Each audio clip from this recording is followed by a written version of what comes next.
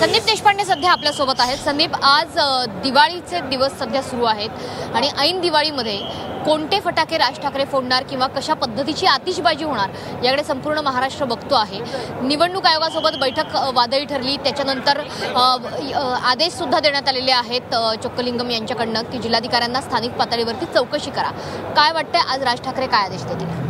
नाही, मुळात असं आहे बघा, आम्ही अनेक ज्या मतदार याद्यांमध्ये घोळ होते ते आम्ही निवडणूक आयोगापुढे दाखवलेले आहे। आता निवडणूक आयोगाचं काम आहे की हे गोळ सुधारले पाहिजेत। बरं, नुसते आम्ही दाखवले तेवढा पुरतं मर्यादित न राहता बाकी ठिकाणी BLO नेमून, म्हणजे बूथ लेवल ऑफिसर, अजून त्याच्या नेमणुका निवडणूक आयोगाने केलेल्या नाहीत। त्या नेमणुका करून प्रत्येक यादीचा समरी काढून त्याच्यामध्ये कुठे दोष आहे, कुठे त्या निर्दोष करता येतील, या सगळ्यावर निवडणूक आयोगाने काम केलं पाहिजे, ती त्यांची जबाबदारी आहे।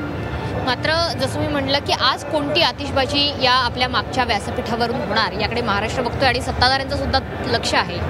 निश्चितपणे आम्ही त्याची वाट बघतोय, आता बघूया थोडा वेळाचा। एक असा आक्षेप नोंदवण्यात येतो की एका मतदार यादीमध्ये जवळपास 20% बनावट मतदार आहेत की ते अस्तित्वातच नाहीयेत, तर ते पुराव्या सकट समोर आणले जाणार आहेत का? नाही, निश्चित आम्ही दिलेले आहेत पुरावे। परवा आमचे जेव्हा नेते मंडळी भेटली तेव्हा आम्ही ते पुरावे दिलेले आहेत। आता त्या पुराव्यांवर मतदार निवडणूक आयोग किती काम करत आहे हे बघावं लागेल।